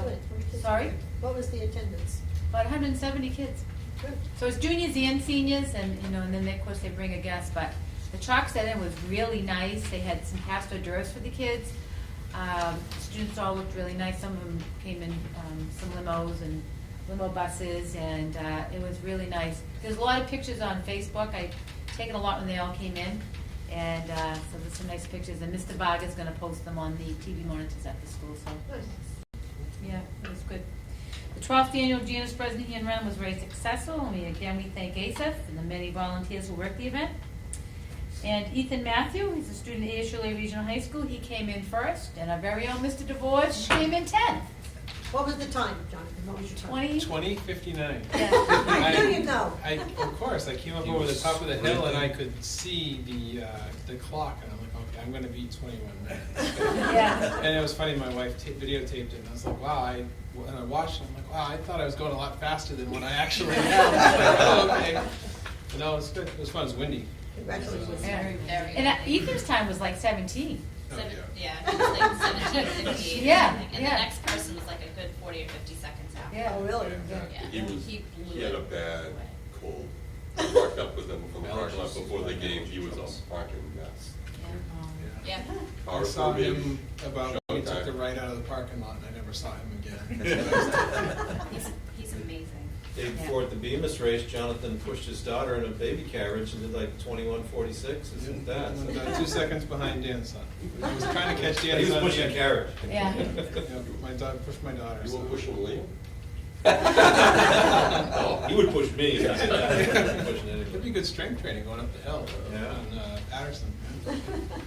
Oh, it was fun. Talk about a difference in weather, you know. Yeah, it was like Saturday 80 degrees Saturday. I know. and Yeah, the heat. Sunday was freezing and Windy. 50 degrees and windy. So that was fun. Good time. Well, it was a good turnout, that's for sure, and Yeah. a lot of 5 good of the people. top 13 were cross-country team members. So Mr. Ryan has a good squad there for the next couple of years, because they were And sophomore, 3 8th graders, and a junior, Timmy Olds. and there were some 9 and 10-year-olds that did pretty darn well. Connor Bresnahan, who's out tonight, did it in like 22 minutes. He's only 5th grade. Oh, jeez. Also, So I told his dad he used to quit soccer and baseball. He has to become a track team. Yeah, cross-country yeah, runner. yeah. Well, speaking of, You run, you run too, Jim? I had a piece of iron with me, though. His dogs were I was dragging. just gonna say, he tried brought to his follow the dogs, chain. yeah. That was good. And that's on TV now. You're in trouble. Good stroll. Sports? Yes, speaking of sports, baseball team, 2 games away from clinching a district berth. Of course, this is submitted by Mr. Sweeney. Coach Callahan has the boys focused, in and ready to return to the postseason again this year. 6 games left on the schedule, and the boys are focused on the task at hand, and they're getting great performances by Stephen Lawton, Michael Tonelli, Noah Watson, and Devin Sawyer. They're playing their best baseball at the end of this year. Softball, the girls are 2 games away from a district berth and are really starting to hit their stride. They've overcome some challenges and are led by a strong senior class. Maddie Matrano, Cassie Briest, and Julie Malett, and Megan Essalonius have all proven to be great leaders for the Panthers this year. Looking forward to see what comes to them over the next 2 weeks. Boys track, as Bennett reported, they finished 2nd in the league and were anchored by some unlikely candidates at the end of the season. The team has several athletes moving on to the divisional state meet next Saturday, the 28th. Ethan Matthews, Brendan Koski, DJ Richard, Jeffrey Gendron, and Leo Rosales, and Jack Brewer. So it was a great season, and the girls track team brought home the title with a 156-155 win over Littleton league meet. That was yesterday. Brianna Peters was the star. She led the way with great performances in the long jump, 100, 400, and triple jump. Everyone on the team showed up and did their best, did their job to the best of their abilities. Did you know she's a senior this year? Sorry? Is she a senior? Yes, she is. Yeah. I thought she was. And you know, it's funny because I couldn't, I went over for a little bit in the afternoon and I couldn't stay for the meet. And, you know, I'm on Twitter as a lot of people are. So this quote I want to read to the committee because Mr. Donovan wrote it and I thought it was so beautiful and original that about the meet. And he wrote, "I couldn't be more proud of a team. I will remember this forever. Tonight needed everything we had, and that's what we gave." So, about his team. That was pretty powerful. Yeah. So going into the last event, they were ahead by like 1 point, and they knew that Littleton was probably going to win the 4x400, so they had to come in second to keep that 1 point. Well, I guess they were not exactly the points, but they had to be in second because they knew Littleton was going to get, you know, whatever to get 10 points for seconds. They had so many to hold that lead. And I didn't know that at the time, but now in hindsight, the girls were lined up around the track and running from one side to the other to yell at their teammate who was running, like, "Go, you gotta go, you got this." And then the next girl would get the baton, and they'd run over the other side of the track to yell at her, and then she, in the turn, they'd run back the other side so they could get her coming back down the finish line. And it was really, now I get it why, because they needed to come in second to hold the lead and come in first. But the girls were just great because they were so excited and supporting their teammates, going back and forth, and positive encouragement. It was really fun. 1 point, a Yeah. point's a win. Right down to the last event, they had to have second place. Yeah. They weren't gonna. Yeah. And that completes my report. Thank you. Very good, thank you. I think the boys, the middle school, the boys baseball team has 1 loss, and the girls is undefeated. But they're playing Westminster Overlook School. Last week they were behind 8-1 and came back to tie it in 7. Overlook scored 2 in the top of the 8th. Shirley scored 3 in the bottom of the 8th to win it. Really? Pandemonium reign. I was at, You were there. Yeah, I was there because what happened with the boys? The boys should have won it in the bottom of the 7th, but it went to extra innings, and they ended up losing by 2 runs, but they had 2 men on and just couldn't score. But Yeah. it was a really great game. But we were at the field and we could hear the softball team screaming, and we could see the score Right. changing. My It was God. really It was like, what, 8-1? 8-1. That's Come when I back to left, win. yeah, I was over there, and then I had to leave. That was the night of the prom, yeah. That's pretty good. It's before our next meeting, so I want to mention it too, is the June 4th is a middle school statewide track meet up at Fitchburg State. And I want to commend the coaches because they give up a lot of time for a small stipend, and they're giving up another Saturday to take a bunch of 7th and 8th grade kids up to Fitchburg State that day to compete in the middle school meet, which they've done it cross country the last couple of years. I don't recall them doing it with track for a while. So, I mean, Mr. Lamro gave up a Saturday earlier in the year to bring kids to Algonquin to the freshman sophomore meet, and I don't know who's going to accompany the kid. Oh, it's the same day as the state meet, so someone's going to have to go like with the Ethans and Briannas that'll make the state meet, and then bring the other guys to go to Fitchburg with the middle school kids. So I mean, they didn't have to do that for these 7th and 8th graders, but they're doing it. So it's really nice to do. Great. future of the program now. They're the future of the program. Right, so, it's Yeah. good. Yeah, the future is very bright for cross-country and track. Great new business. Proposed 16-17 schedule. Actually, one issue came up. Our schedule of our next 2 meetings are first Tuesday is the 7th, which is as late as it could possibly be. And I didn't recall the conversation, but at some point we pushed, because the 15th was the 3rd Wednesday, we pushed that meeting out to the 22nd. We actually have somebody scheduled to come present to us on the 15th, so would the committee be amenable to changing the 2nd meeting in June to the 15th and away from the 22nd? Would that work for people? I know Mr. Gleason has some travel, but would we be able to have a quorum? Could you just repeat that again, please, now that I looked at the calendar? Yep, instead of we're currently scheduled for the 7th and the 22nd. Right. Would, the 7th is set, would the 15th work for you instead of the 22nd? We have a guest speaker that we invited who's already scheduled. We could see if they can make the 22nd if the 15th doesn't work. But if it does, if we could change, that would be fine. It's fine. Sure. Makes the rest of it a little strange, but The only thing is there's a CPAC meeting in here on the 15th at 7 o'clock. So it can't be in here. I can work on that. We can work on that. If that's the will of the committee, I can work on that with them. We can still have the meeting in other places.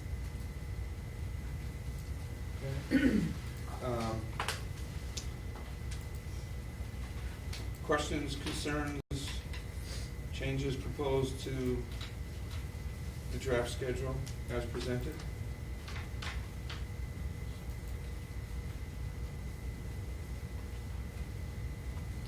I think as usual, as we get into the year and realize that we have something that is critical, we can always add other meetings. This is not etched in stone as such. Absolutely. And so, and of course, if we need to put more in or something's not working, then we can go from that. Are we saying 1 meeting in August and no meetings in July? Is that the proposal here? Yes. Because if we go to June 15th, we may want to see something a little later towards the end of June then, or maybe July, so. I don't know, I mean, it's just there's things that, there's an awful long time in between June 15th and August 17th, but I guess we could call any time we wanted with 48 hours notice. We certainly could, that's true. And I think we should keep that in mind. Anyone else concerned about that period, or? George, you're absolutely right, we could call one if something came up that we needed to address. Right. Generally, hopefully.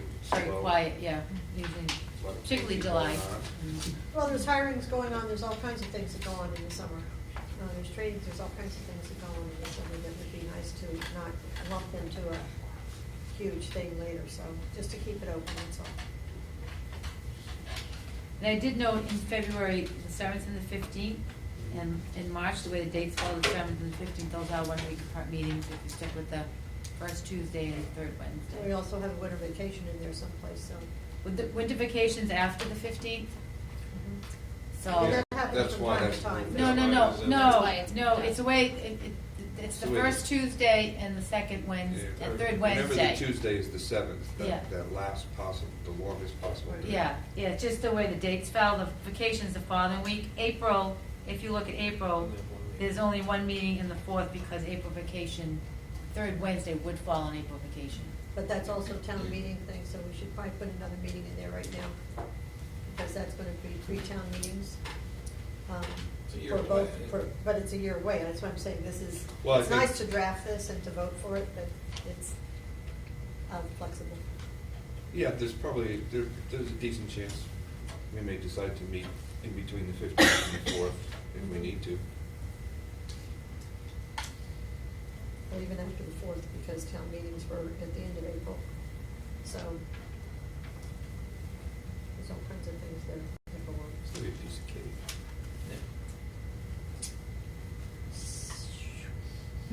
Too soon to worry about next year. I think we have to worry about next year, because I think we have to try to get various town meetings off the last, after, or immediately after, Relevant after to the school schedule. vacation. Huh? It's not relevant to the schedule. No, it's not, it's just. things that- All we can control is whether or not we approve this schedule tonight. And I make a motion to approve the 2016-2017 Regional School Committee meeting schedule. Second. Moving second. Discussion? Seeing none, all those in favor? Aye. Opposed? None? Approved. 9A, reappointment of Dr. Malone to the FLAC Board. I'll entertain a motion to reappoint Dr. Malone to the FLAC Board for 2016-17 school year. So Make moved. that motion, Mr. Chairman. Second. Moved, second. All in favor? Aye. Aye. Opposed? None? Congratulations, Dr. Malone. Thank you.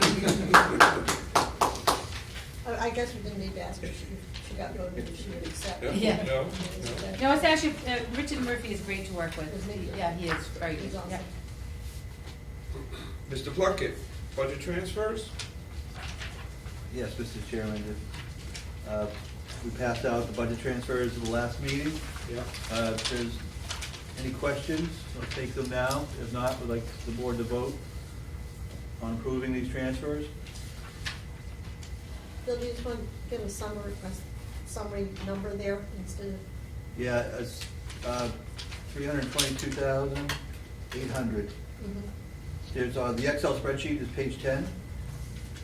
And then on the actual journal entry, the pre-posting report shows the debits and credits are both 322,800. That was in your packet last time, Joyce, the Excel No, I have sheet. it, but I didn't have the Excel sheet. I had a preliminary. Do you have the transfer. journal, You didn't the have- pre-posting journal entry? Yeah, Yeah, you see on the second page, the debits and credits both equal 322,800? I'll get it from you tomorrow. There's net, This is- no, net, this is what there's he's no talking net about. effect to the, Yeah, but I didn't. Oh, that's all right, I came by your office and picked something up. Yeah, I'll give it to you right here, Joyce. you can have mine. Okay, thank you. Yeah, you should have received it in your packet, you didn't get it? Apologize for that. I have a memo. Huh? I have a memo, I don't have a transfer thing. You wanted this week's? No, no, no. Last meeting that we sent it out. I came and talked to you about this after the last meeting. Yeah, you picked up your packet, it was all in there. Okay. Left it in the packet, I guess, sorry. This is I know I studied it, so I know I went over it. They're all general funded, it allows us to line up a lot of the budget numbers with areas that we had, we were over budgeted, and to help us with some of the lines that are under budget. Thank you. Make a motion to approve the FY16 budget transfers as presented. Second? Move to second, discussion? Seeing none, all those in favor? Aye. Opposed? Thank you, Bill. None? So, Thank you. thank you, Bill. I'll post those. E&D certification, Mr. Plunkett. In your packet, I have a memo, a cover memo, with calculation of the E&D. It's been certified by the DOR. I'll walk you through my memo. The FY14 E&D balance was $522,444. We add in fund balance reserve for encumbrances from last year, get added into the E&D balance, so a subtotal of $538,934. Then we close out FY15 on the balance sheet. We close out all the revenue against the expenditures. We have the $25,336,000 applied to the $24,599,000. That's our closeout, and then we have an overpayment from the state for Chapter 70. It was our debt payment. They paid us by mistake. They're supposed to take it and pay down the debt service, but they actually sent us a payment in error. So that was sent back. That was that's a reconciling item. We also had the early childhood grant. We had revenue that we did not receive within 90 days of June 30th. So that was had to be subtracted. We have since received that, but it had to be subtracted from this calculation. And also the high school student activity funds were in a deficit balance of June 30th of $5,000. Normally at the end of the year, they write all their scholarships and everything, and then the funds that come in during the summer aren't deposited until September, and unfortunately they came in after the 90 days, so that has to be subtracted as well. Those funds, that is now in a positive balance. It was at in the beginning of October. So the total E&D attributable to FY15 is $372,641, and that's added to our beginning balance for a total of $911,575, and we also transferred $200,000 to capital stabilization, which comes off the top of the E&D, for a grand total of $711,575 in the E&D. The following pages are the official E&D certification from the DOR, and then their calculation. They go at it a little bit differently. They take our grand total from our financial statements of the 930, then they back out the grant and the high school student activity count to come to the 911,575. In the last calculation, you can see the unencumbered E&D in excess of 5%. On $25 million reported operating budget for FY15, we could have up to $1.2 million in E&D without having to send it back to the member towns. So we're at about 2.5%. Yes. Yep. They don't take the capital stabilization fund into account when they do their calculation of percentage? I have sent an email to our representative at the DOR to make sure that is the case, that when we're calculating this, telling people that is coming off of our E&D. As soon as I hear back, I'll provide a summary for everyone. Very nice, Bill. Thank you, Mr. Plunkett. Thank you.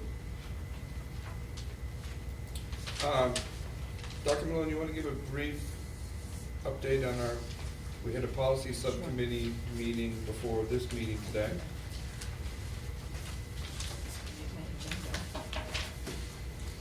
So there are some new legislation that are going to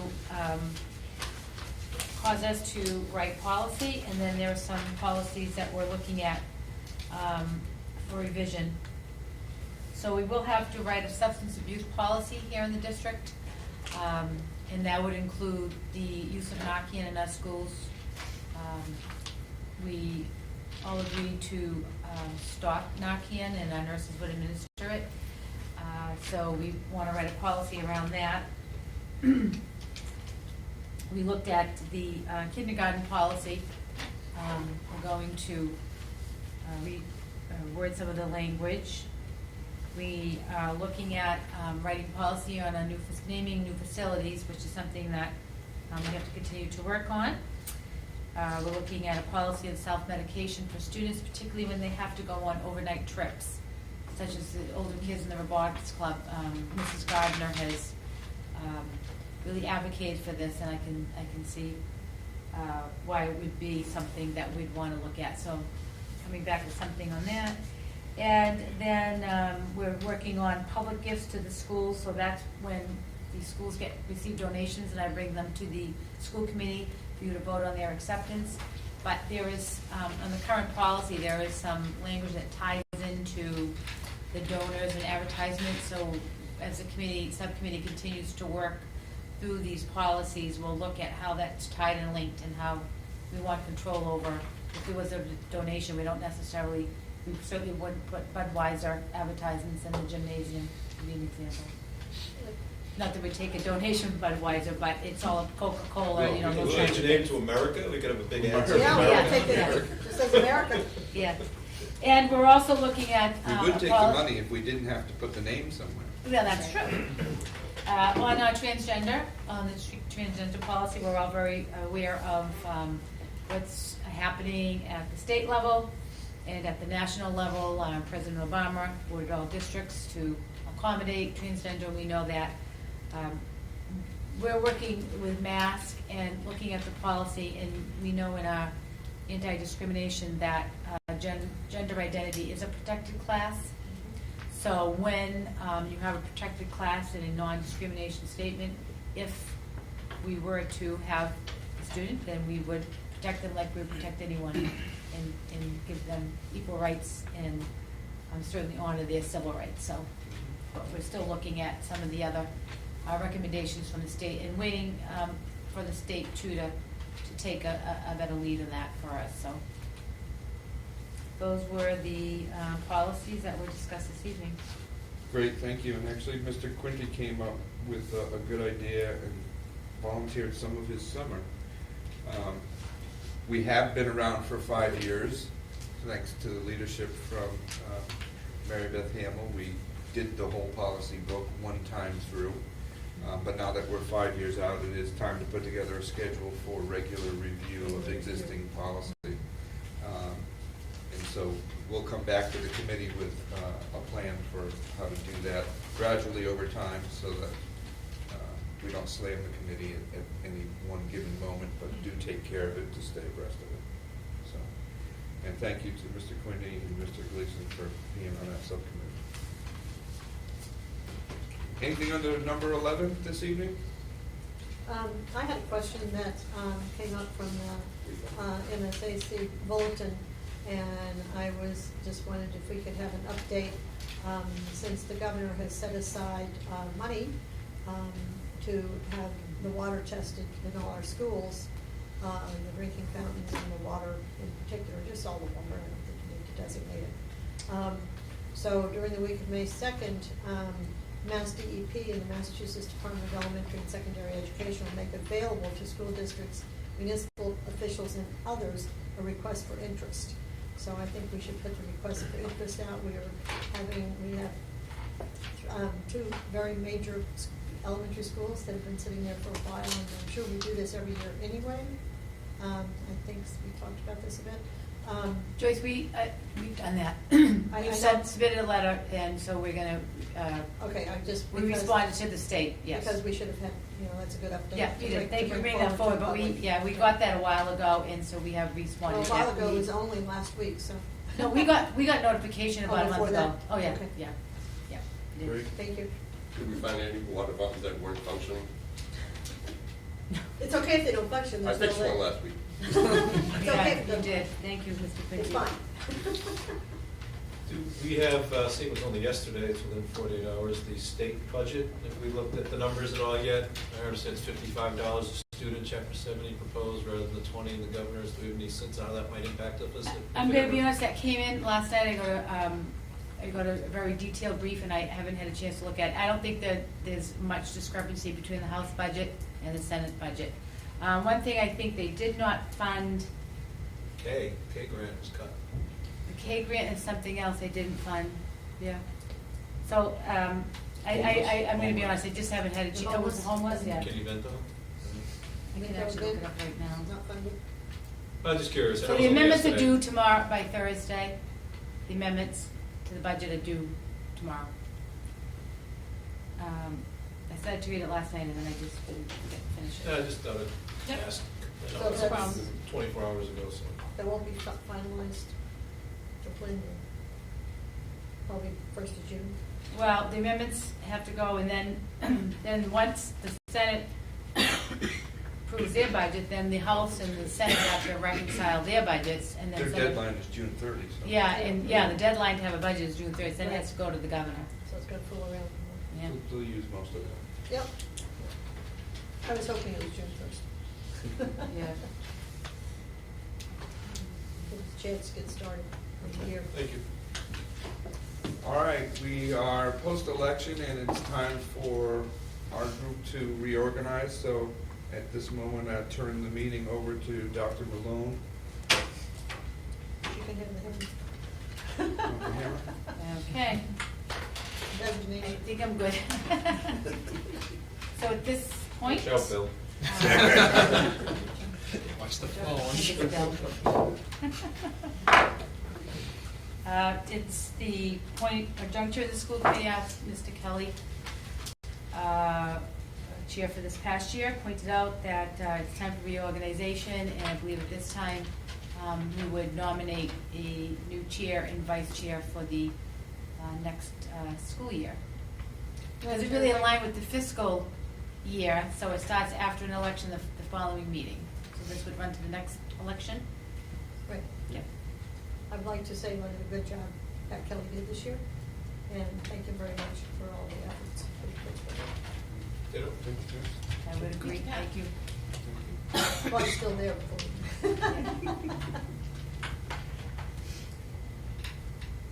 So you accepting nominations for I am, chair? I was gonna say, I'm accepting nominations for the chair of the school committee. I nominate Joyce Reshoots as chair. I second. We take a vote. Any other nominations? And, oh, sorry, any other nominations? Don't hear any. And barring, would like to take a vote to nominate Joyce Reshoots as the school committee chair for the next school year, beginning tonight. All in favor? I vote aye. Always vote for yourself. Unanimous, Aye. yeah. Now you can throw the Thank you. hammer Pass it back. Thank you. There you You go. know how to wrap the table? Moment of glory. Yeah, there you go. Congratulations. I'm sorry, Jim? It would be a good number. Walnuts, yeah. I would accept nominations, please, for vice chair for the coming year. I nominate Mr. Gleason, vice chair for the coming year. I hear a nomination for Mr. Gleason. Are there any other nominations? Is there a second for that nomination? I'm second. sorry. Seconded by Michelle. Is there any other nominations for vice chair? Hearing none, seeing no one raising their hand, jumping up and down, I would call for a vote for Dan Gleason for vice chair of the school committee. All in Aye. favor? Aye. Always vote for yourself. I would hear nominations for secretary of the school committee for the coming year. I nominate Michelle Granger, fantastic secretary. Second. And second. I like has the way been she moved says and the French seconded. Yeah. Wait, she said what? Are there any other nominations? Can only support this if she gets the date for next year's race on the list of announcements. Yes, yes, So is that on nice. there as soon as possible? Okay, I'll tell you what it is. Just teasing, just teasing. All in favor for Michelle Granger for a secretary for the next year? Aye. Thank you, everybody. Communications, I think that falls to our new secretary. And the old And secretary. the old secretary. Same as the old ones. All right, so Thank you, guys. today, huh? I said thank you. Today, Wednesday, May 18th, progress reports were issued. Monday, May 23rd is the Air Shirley Regional High School Pops Concert from 7:30 to 9 at the high school auditorium. Wednesday, May 25th is the CPAC meeting from 7 to 8 in Page Hilltop Cultural Arts Center. Monday, May 30th is Memorial Day, no school. Thursday, June 2nd is the Air Shirley Regional High School Academic Awards Night from 7 to 9 at the high school auditorium. Friday, June 3rd is the Air Shirley Regional High School graduation, 6 p.m. at the high school. Tuesday, June 7th is the Regional School Committee meeting, 7 p.m. at the high school large group construction room. Thursday, June 9th, coffee and conversation with Superintendent Malone from 9 to 10 at the central office conference room at Page Hilltop. Wednesday, June 15th is the CPAC meeting, 7 to 8, at a location to be determined if our school committee meeting happens on that day. Monday, June 20th is the 8th grade graduation at 7 p.m. in the middle school auditorium. Tuesday, June 21st is the last day of school. Wednesday, June 22nd will no longer be our school committee meeting if it moves to the 15th. And Sunday, September 25th is the Holton Wood Trail Run, 9 a.m. on the Shirleytown Commons. I think on Thursday, June 2nd, the middle school band concert is also that night. Okay. Yeah, it is. I apologize. I did ask if they could move it, but we didn't have the high school dates published. We know next year to publish them early, so we won't have a conflict. So apologize for that. And they're going to Trills and Thrills the day after. Oh, nice. Yeah. Yeah, we approved that last time. Well, the middle school, maybe if anyone knows, the middle school band members going to join the high school at graduation? Won't be back, will they? Yeah, no. They probably won't. They won't. No. Yeah, I don't think there's Same plans for night that. as Trills and Thrills, that's they have right. later on. And That's right. the chorus girls will sometimes sing with the high school girls, the middle school. I don't know if they're in band, but. I'll just miss the Probably block some. with the planners because I know. Well, we have a good band that. Yeah, Yeah. yeah, that's a long day, yeah. 9 o'clock. Okay, is there any other communications? There was also a letter. Yeah, I just would like to share with the Oh, committee, and, just a Oh, sample yes, letter. yes, Oh, we have Michelle, you do that then. Either way, you want me to go ahead? All right, I'll finish if you want. So there's a letter that I sent to Representative Jen Benson, and I also sent it to Senator Eldridge on behalf of us of visiting of them taking their time to meet with us the day in the Hill. And then I also sent letters to both students from us because it was such a good day, and thanked them for spending the day with us. We also have an invitation to the Air Shirley Robotics Team 4905 Andromeda 1 banquet to celebrate their fantastic season. The banquet is Wednesday, May 25th, from 6 to 8:30 at the high school. If you would like to attend, please RSVP to Christine Miska. Her email is on the invitation. Should we be getting her an ASRSD.org account? The work, yes, we're going to work on that. Okay. Thank you. Okay. Is there anything else? We do need executive session. Yes, Oh, we do. Okay, we need executive session? Yes, One thing for the, negotiations. For the future agenda items, I read an article about 10 days ago in the Sentinel about the number of schools that are dropping class ranking systems. Okay. Because apparently it only hurts you. And now they're down in reviewing, in polling universities. There's only 10 to 12% of the universities that are even using class ranking as a part of their metric for who's in and who's out. And the stronger your school is, the worse the ranking can hurt you. So it's one of those things that can't help but can only hurt you. So Private schools have dropped them. a number of schools have dropped them entirely.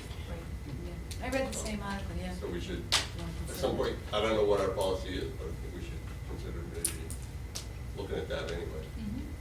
Well, I can bring information back to the committee on what our current policy is, and then we can start there. Can you Thanks, Jim. also just curious about how like honors and AP classes are weighted when it comes to class rankings? And that's the problem with class rankings, is they don't get weighted many times, that's the hang-up. I'd be curious to know what we do with that because, you know, Usually AP courses have greater weight because it's a college level course, but there's also been some controversy over some of the dual enrollment courses, which are all also college courses, because they tend to give more weight to the AP, and then there's that controversy, a dispute over, well, a college course is a college course, and they should be weighted the same. And I've watched, not in this district, but I've seen other districts feud over this, because it impacts class ranking. And the one important thing about class ranking is when we make any decisions or any policies, it's something that you change before the school year starts, be very transparent and clear to folks that this is what we do, so that folks aren't depending upon something and then find out midway through and they get very upset. Gotcha. And the kids don't enroll in AP courses because Question on the school committee award, it goes on awards night, which is what, the second? So what's the status of that? Is that being done again this year? Or? It is, we're waiting to hear back from guidance on the names of the students. We're expecting to hear pretty Yeah, I soon. should hear from, I'll get in touch with Mr. Vaga. I know he said, I'll get in touch with him tomorrow. And get them to, Thanks, Dan. to you, Mr. Kelly. And- Thank you. Good thought. Yeah, I'll get the plans. Yeah. Good thought. Okay. Meeting plan. Anything else? Just come for the committee? I'm then returning the motion to adjourn to executive session.